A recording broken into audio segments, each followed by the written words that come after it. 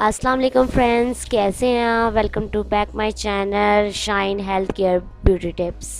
Friends, आज मैं आप लोगों को बताऊंगी एक होम रेमेडी जिसके यूज़ करने से आपका मोटापा अब दिनों में गायब हो जाएगा और आप खुद हैरान रह जाएंगे। व्यूअर्स, वीडियो स्टार्ट करने से पहले मैं आपसे रिक्वेस्ट करना चाहती हूँ कि मेरे चैनल को सब्सक्राइब कर दीजिए। तो चलिए स्टार्ट करते हैं आज की वीडियो। 2 गिलास पानी में 10 अदद पुदीने के पत्ते डालकर उबालने के लिए रख दें।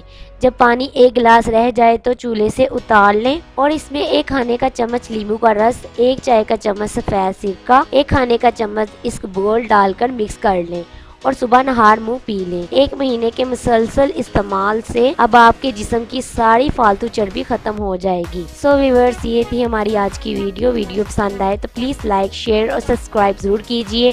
Thanks for watching video. मिलते हैं एक और नई वीडियो के साथ, तब तक के लिए अल्लाह हाफिज।